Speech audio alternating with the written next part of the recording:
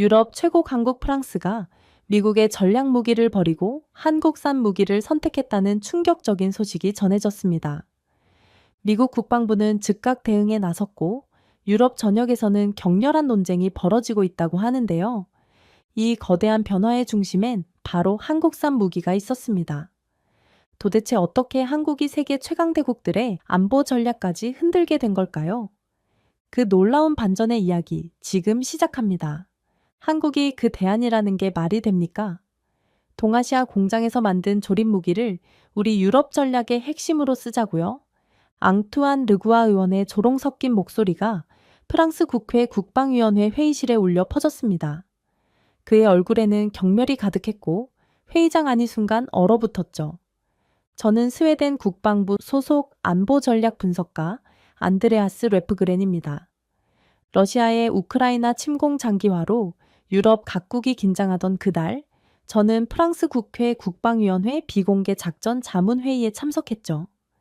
미국산 다연장 로켓 후속 무기 도입이 당면 과제였습니다. 회의장에는 프랑스 국방부 고위 간부들과 국회의원들이 무거운 표정으로 자리에 앉아 있었습니다. 하이마스의 공급 지연과 단가 인상 보고서가 전달되자 의원들 사이에서 불만의 목소리가 터져나왔죠. 그때 막말로 악명 높은 르구아 의원이 코웃음을 치며 일어났던 것입니다. 한국은 늘 빠르고 싸죠.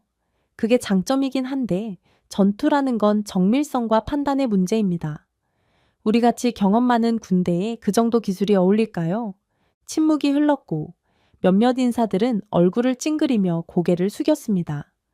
저는 그 순간 프랑스 국방부 평가관 마리안느 르블랑의 모습이 눈에 들어왔죠.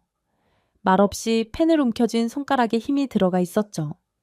다음 날 저는 브뤼셀에 있는 한화 유럽지사를 방문했습니다. 이정훈 한화 에어로스페이스 유럽지사장은 노트북으로 시연 영상을 보여주었죠. 천무가 7분 만에 사격 위치에 도달하고 239mm 유도탄 12발을 연속 발사한 뒤 3분 만에 재이동하는 장면이었습니다. 사거리 최대 290km, 2인 운용, 12발 유도탄, 그리고 탄두 선택까지 가능합니다.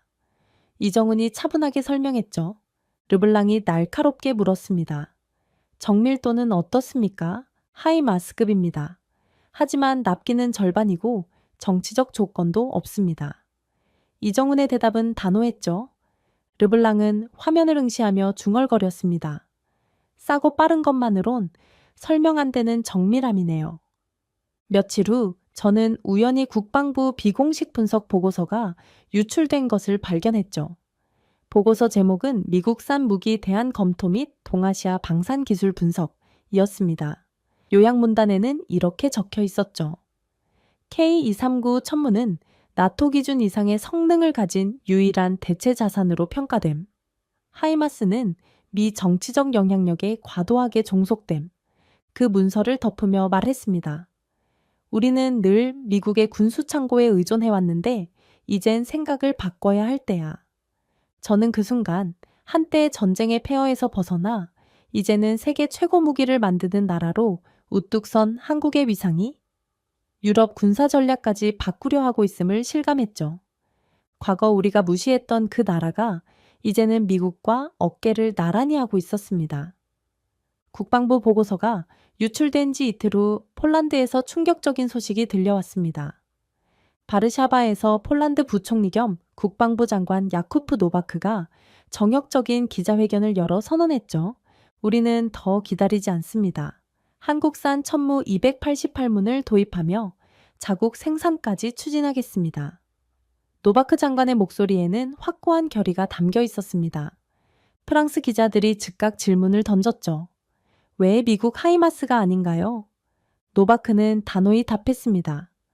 미국은 요청서를 받고도 3개월째 회신이 없었습니다. 전쟁은 가성비가 아니라 납기와 실전입니다. 그리고 한국은 이미 증명했습니다. 폴란드의 발표는 유럽 전역에 충격파를 일으켰죠. 다음 날 열린 프랑스 국회 국방위 내부 회의에 참관인 자격으로 참석했을 때 회의장 분위기는 이미 한껏 달아올라 있었습니다. 천무를 비하했던 앙투안 의원이 얼굴을 붉히며 말했습니다. 폴란드가 먼저 체결했다고? 프랑스가 조립 무기 뒤따라간다는 소리 듣고 싶습니까? 그러자 평소 과묵했던 르블랑이 처음으로 반격했습니다. 조립이 아니라 자기 기술로 전장을 지배하는 국가입니다. 우린 지금 유럽의 무기 패권을 뺏기고 있어요. 마르쉐 위원장은 묵직하게 한마디 던졌죠. 폴란드는 치고 나가고 있는데 우리는 여전히 유럽 자존심만 지키고 있군요.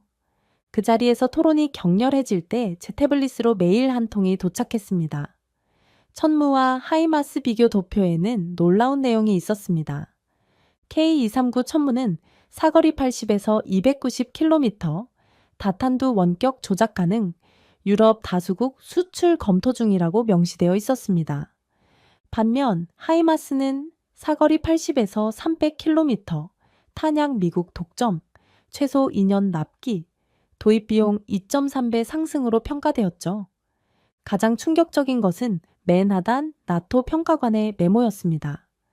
현장 운용 기준으로 천무가 더 유연하고 자주권 보장에 적합함. 저는 회의가 끝난 후 르블랑에게 조용히 말을 걸어보았고 그녀는 깊은 한숨을 내쉬었죠. 지금까지 미국이 지원해주던 무기에 감사하며 살았지만 이제 그 구도가 완전히 바뀌고 있네요. 한국이라는 나라가 단순한 무기 수출국을 넘어 유럽의 안보 판도까지 흔들고 있다는 사실이 실감났습니다. 예전에는 우리가 무기를 사겠다고 하면 고맙다고 했는데 이제는 한국에게 무기를 달라고 줄 서는 세상이 되었죠. 한국이 기술 수출국에서 기술 패권국으로 떠오르는 역사적 전환점을 목격하고 있었습니다. 폴란드의 정역적인 발표 이후 프랑스는 더 이상 시간을 끌 수 없게 되었습니다. 저는 프랑스 국방부 대표단과 함께 한국 천무 실사를 위해 충청남도 안흥 시험장을 방문하게 되었죠. 이 방문은 단순한 실사가 아니라 유럽의 안보 패러다임이 바뀌는 전환점이 될 것이란 예감이 들었습니다. 안흥 시험장에 도착하자 이정훈 한화 유럽지사장이 우리를 맞이했죠. 그의 표정은 평소보다 긴장되어 보였습니다. 오늘 보여드릴 건 마케팅이 아닙니다. 실제 전장에 투입 가능한 탄도, 속도, 유연성입니다. 이정훈의 목소리에는 자신감이 묻어났습니다. 지휘관용 관측실에서 장 피에르 마르쉐 의원, 르블랑, 기술관 4명이 지켜보는 가운데 천무의 실전 시연이 시작되었죠. 천무는 놀랍게도 7분 이내에 전개를 완료했고 유도탄 12발을 연속으로 발사한 후 단 3분 만에 이동을 마쳤습니다. 이어진 브리핑실에서 이정훈은 더 자세한 설명을 이어갔죠. 천무는 한국 공군과 육군 합동교전에서 수십 차례 검증된 무기입니다. 사거리, 운용시간, 다탄두 능력 모두 나토 요구를 충족합니다.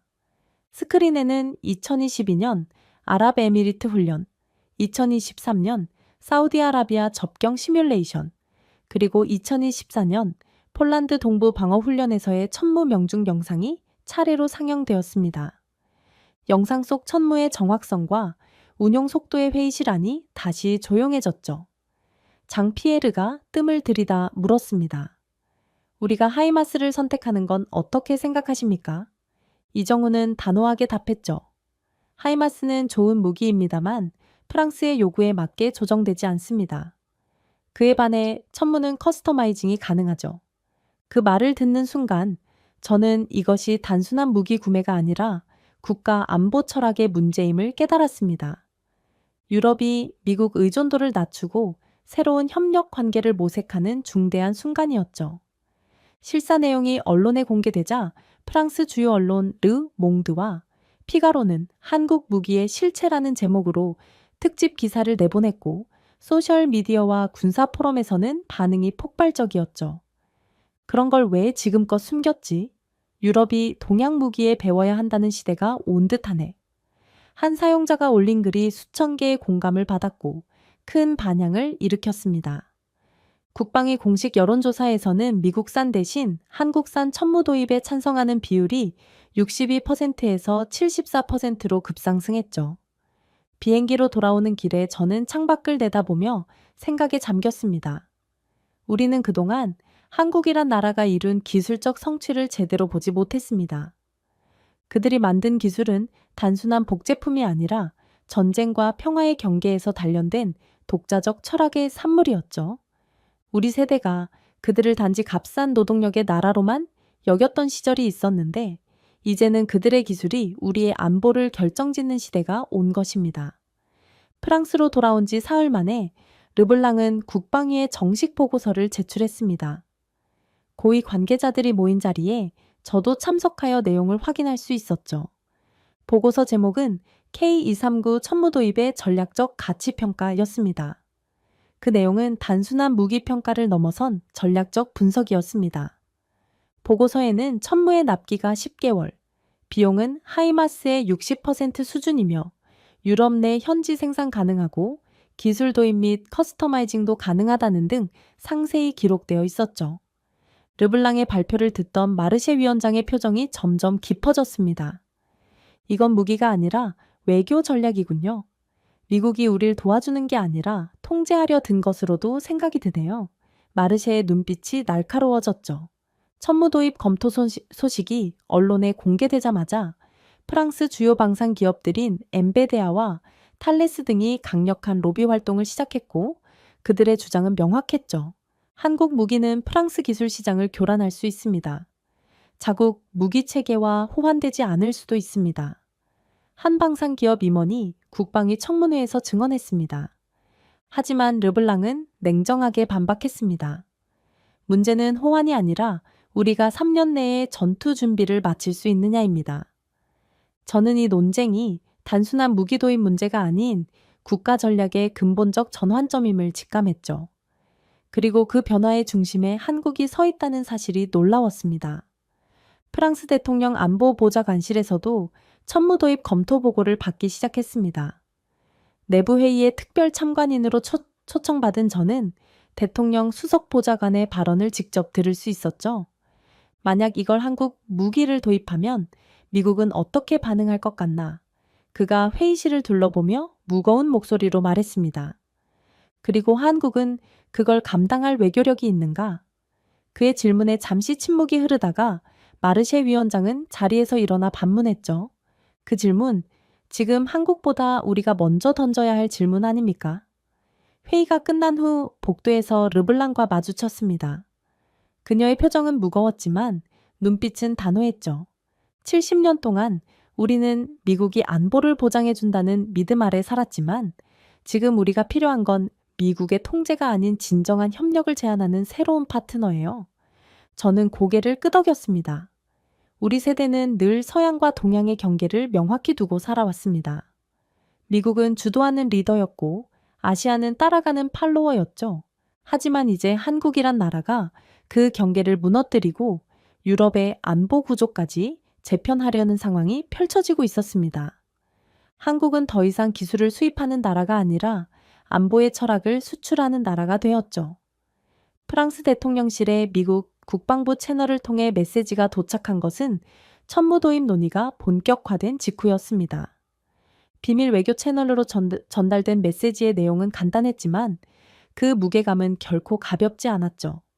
저는 외교 안보 관계자들과의 만남에서 그 내용을 전해 들었습니다. 우린 동맹국이 전략적 무기를 도입할 때 충분한 사전 협의가 있어야 한다고 생각합니다. 미국의 메시지는 겉으로는 정중했지만 그 안에 담긴 의미는 분명했습니다. 같은 날 CNN은 익명의 미 국방 관계자를 인용해 보도했죠. 한국 무기가 나토 내 전략 균형을 흐트러뜨릴 수 있다. 프랑스 외교부 국장이 브리핑 후 저에게 조용히 말했습니다. 동맹이 선택의 자유를 허락하지 않네요. 미국의 은근한 압박이 시작되자 프랑스 국회 내에서도 갈등이 표면화되었죠. 보수 진영은 총공세를 펼쳤습니다. 한국 무기는 검증이 부족하고 기술 호환 불가하다. 이런 주장들이 연일 미디어를 장식했습니다. 극우 인사 앙투안 르구아 의원은 텔레비전 인터뷰에서 목소리를 높였죠. 전장을 동양 기술에 의존하는 건 역사적 실수가 될 겁니다. 우린 프랑스입니다. 르블랑과 오찬을 함께하던 중 그녀는 고개를 들고 반문했습니다. 기술은 자존심이 아니라 생존의 문제입니다. 프랑스 국민은 천무 도입 문제를 두고 둘로 갈렸습니다. 한쪽에서는 자국 방산을 지켜야 한다 라는 주장이, 다른 쪽에서는 미국은 믿을 수 없다, 실용적으로 가자 라는 주장이 맞섰죠. 르몽드는 사설에서 이렇게 적었습니다. 이제 중요한 건 국산이냐 외산이냐가 아니다. 쓸 수 있느냐이다. 이 모든 상황을 지켜보며 저는 유럽의 안보 구조가 근본적으로 변화하고 있음을 감지했습니다. 지금까지 나토는 미국의 주도 아래 움직여 왔습니다.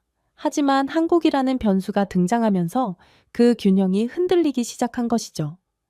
마리안느 르블랑은 제게 속내를 털어놓았습니다. 우리가 선택해야 할 것은 동맹과 실리 사이에서의 균형입니다. 미국의 동맹국으로서의 정체성을 유지하면서도 우리 군의 실질적 전투력을 높일 방법을 찾아야 해요. 그녀의 말에 깊이 공감했습니다. 냉전 시대부터 형성된 안보 구도가 흔들리는 순간이었죠. 과거에는 미국이 지시하면 동맹국들이 고개를 끄덕이던 시절이 있었습니다. 하지만 이제는 한국이라는 나라가 그 틈새를 파고들어 전통적 동맹 관계마저 재정해야 하려는 상황이 펼쳐지고 있었죠. 프랑스 내 여론조사에서는 한국 무기 도입이 미국과의 관계를 악화시킬 수 있다는 우려와 함께 기술적 우위와 납기를 생각하면 천무가 최선이라는 현실적 판단이 공존했습니다. 안보와 기술, 정치와 경제가 복잡하게 얽힌 문제 앞에서 유럽은 중대한 선택의 기로에 서 있었습니다. 프랑스 국방부의 최종 결정이 임박한 시점, 이정훈 한화 유럽 지사장이 파리에 입국했다는 소식이 들려왔습니다. 저는 프랑스 산업부에서 열린 비공식 회동의 참관인 자격으로 동석할 기회를 얻었죠. 회의실 분위기는 팽팽했습니다. 미국의 압박과 국내 방산 기업들의 반발 속에서 진행되는 민감한 회동이었기 때문입니다. 이정훈은 조용히 서류 한 부를 테이블 위에 올려놓았습니다.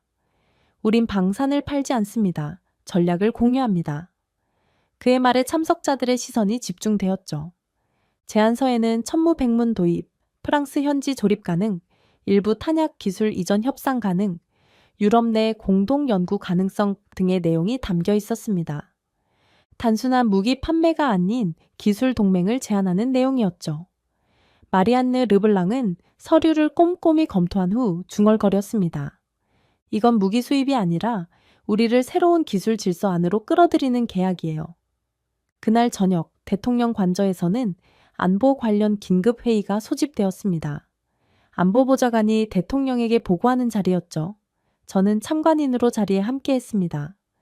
우리가 한국과 손잡는 건 나토 일부의 반감을 살 수도 있습니다. 안보보좌관의 우려 섞인 목소리가 회의실에 울려 퍼졌습니다. 하지만 대통령은 여유로운 미소를 지으며 말했죠. 그건 미국이 프랑스를 설득하지 못한 탓입니다. 그리고 이 무기는 우리 군을 10년 앞당길 수 있어요. 회의가 끝나고 대통령은 국방부에 전격적인 가계약 진행 지시를 내렸습니다. 그 순간 프랑스의 방위 전략이 새로운 국면으로 접어들었죠.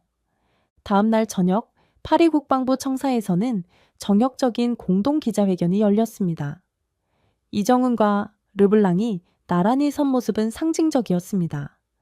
동양과 서양, 과거의 원조받는 국가와 원조하는 국가의 관계가 완전히 뒤바뀐 역사적 순간이었죠. 프랑스는 실용과 전략을 선택했습니다. 르블랑의 목소리는 단호했습니다. 이정훈도 이어 말했죠. K239 천무는 단순한 무기가 아닙니다. 유럽의 자주성을 위한 열쇠입니다. 회견장을 빠져나오는 길에 마리안느 르블랑이 제게 다가왔습니다. 오늘 우리는 역사를 만들었어요. 프랑스의 독자적 군사 전략이 시작되는 날이죠. 저는 고개를 끄덕였습니다. 프랑스의 결정이 유럽 전체에 어떤 영향을 미칠지 벌써부터 기대가 됩니다. 몇 시간 후 미국 국무부는 깊은 우려를 표명하는 성명을 발표했습니다. 하지만 그것은 이미 기울어진 판세를 되돌릴 수 없는 상황이었죠. 프랑스는 이미 선택을 마쳤습니다. 그날 저녁 파리의 한 카페에서 이정훈을 만났습니다. 그는 긴장이 풀린 표정으로 커피를 마시고 있었죠. 우리 세대는 늘 기술만 팔았지 전략을 주도한 적은 없었습니다. 하지만 지금은 유럽이 우리가 짬판에 들어오고 있어요. 그의 말에는 자부심이 묻어났습니다. 저는 생각했습니다. 이것은 단순한 무기 거래가 아니라 세계 군사 질서의 재편이었습니다. 한국이라는 나라가 오랜 동맹 관계까지 흔들 만큼 강력한 존재감을 드러낸 순간이었죠. 그리고 프랑스는 그 변화의 선두에 서겠다는 결단을 내린 것입니다. 프랑스와 한국의 정역적인 협약이 체결된 지 2달 후 사르데냐 훈련장에서 프랑스 육군 저포병대대가 천무실사격 훈련을 실시한다는 소식이 들려왔습니다. 저는 나토 회원국 참관인 자격으로 이 역사적인 순간을 지켜볼 기회를 얻었죠. 이 훈련은 프랑스군이 처음으로 한국산 무기를 실전 체제로 운용하는 자리였습니다. 훈련장에 도착하자 여러 국가의 나토 장교들이 이미 자리하고 있었습니다. 그들의 표정에서 의구심과 호기심이 동시에 읽혔죠. 천무가 전개하는 순간부터 시선이 집중되었습니다. 놀랍게도 7분 만에 모든 준비를 마친 천무는 12발의 유도탄을 연이어 발사했습니다. 날아간 유도탄이 표적에 정밀하게 명중하는 순간 참관석에서 작은 탄성이 터져나왔죠. 미군 참모는 옆 사람에게 조용히 말했습니다. 저건 하이마스보다 빠르다. 독일군 장교도 중얼거렸죠. 사거리 280km에서 오차 5m라니 이게 가능하다고? 훈련이 끝난 후 현장 브리핑에서 르블랑은 단호한 어조로 말했습니다. 오늘 우리가 본 것은 단순한 무기 시연이 아닙니다. 이것은 유럽 항위의 새로운 장이 열리는 순간이죠. 이 훈련 결과는 예상보다 훨씬 큰 파장을 일으켰습니다. 일주일 후 나토 기술위원회는 긴급 회의를 소집했죠. 논의 끝에 위원회는 나토 공식 기준의 천무의 일부 탄약을 등재 추진하기로 결정했습니다. 이는 한국산 무기가 유럽 방위체계의 표준이 될 수 있음을 의미하는 혁명적인 변화였습니다. 기술 보고서에는 이런 문장이 실렸죠. K239 천무는 전술 탄도와 다연장 기능을 동시에 충족하는 유일 무기체계로 평가됨. 나토에서 미국 무기가 기준이 아니게 될 수도 있다는 소식을 접한 미국 내 보수 언론은 강하게 반발했습니다. 하지만 프랑스는 흔들림 없이 입장을 고수했고 프랑스 국방부 대변인은 간결하게 말했죠. 우리는 성능을 기준으로 판단합니다. 한국에서도 움직임이 있었습니다. 서울에서는 국회가 한화와 프랑스의 천무 합작 생산과 수출 계약을 공식 승인했다는 소식이 전해졌죠. 저는 이 소식을 듣고 한국을 직접 방문하기로 결정했습니다. 서울에 도착한 날 국회에서는 국방위원장이 기자회견을 열고 있었습니다. 우린 한때 무기를 빌려 쓰던 나라였습니다. 이제는 전략을 수출하는 나라가 됐습니다. 그의 말에 깊은 의미가 담겨 있다고 느꼈죠. 불과 70년 전 전쟁의 폐허였던 나라가 이제는 세계 최고의 방산 기술력을 갖추게 된 것입니다. 그것도 단순한 모방이 아닌 독자적 기술력으로 말입니다. 한화 본사를 방문했을 때 이정훈 지사장이 저를 반갑게 맞아주었습니다. 그는 천무가 개발된 과정을 설명해 주었죠. 우리는 미국의 무기를 따라 만들기보다 한국의 지형과 전장 환경에 맞는 독자적 시스템을 구축했습니다. 그것이 오히려 세계 시장에서 경쟁력이 된 거죠. 저는 생각했습니다. 예전엔 총 한 자루 수입하는 것도 고개 숙였던 나라가 이제는 전 세계 방위 산업의 기준을 세우고 있습니다. 한국이 이룬 변화는 단순한 산업적 성취를 넘어선 역사적 반전이었죠. 그리고 그 변화의 중심에 천무가 서 있었습니다. 한국에서 돌아온 지 2달 후 파리에서 프랑스 혁명 기념일군 퍼레이드가 열리는 날이 밝았습니다. 이날 퍼레이드에는 국가 주요 무기 전력이 전시되는데 처음으로 K239 천무 프랑스 버전이 깃발을 달고 등장한다는 소식이 들려왔죠. 저는 참관인 자격으로 샹젤리제 거리 특별석에 초대받았고 퍼레이드가 시작되고 다양한 프랑스 무기들이 차례로 지나갔습니다. 그리고 마침내 천무의 포신이 모습을 드러냈을 때 관중들은 태극기가 그려진 포신을 보며 웅성거리기 시작했죠. 제 옆에는 어린 소년이 아버지에게 물었습니다. 아빠, 저건 뭐야? 아버지는 아들의 어깨를 감싸며 대답했습니다. 이제 우리를 지켜주는 한국 무기야. 그 장면을 보며 제 마음속에 묘한 감정이 일었죠. 프랑스와 같은 서구 강대국이 아시아 국가의 무기로 자국 방위를 책임진다는 사실이 과거에는 상상할 수 없었던 일이었기 때문입니다. 퍼레이드가 끝난 후 세계 주요 언론은 이 역사적 순간을 집중 조명했습니다. CNN은 앵커의 말로 방송을 시작했죠. K-드라마, K-팝에 이어 K-방상까지. 유럽의 심장에서 한국 무기가 기준이 되는 날이 왔습니다. 영국 공영방송도 심층 분석에 나섰습니다.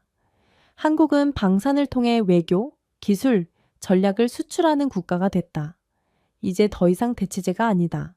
마리안느 르블랑은 한국 방송사와의 인터뷰에서 감격에 찬 목소리로 말했습니다. 한국 무기는 단순한 무기가 아니었습니다. 그건 믿음과 기술의 결합이었죠. 그녀는 잠시 생각에 잠긴 듯 말을 이었습니다. 그걸 만든 나라가, 그걸 지켜온 사람들이 자랑스러울 겁니다. 인터뷰를 마친 후 르블랑과 함께 카페에서 커피를 마시며 이야기를 나눴습니다. 그녀는 감회에 젖은 표정으로 말했죠. 우리가 처음 천무를 검토했을 때만 해도 이런 결과를 예상한 사람은 없었어요. 한국이 유럽 방위 전략의 중심에 서게 될 줄이야. 저는 고개를 끄덕였습니다. 이것은 무기 하나의 성공을 넘어선 세계 질서의 변화입니다.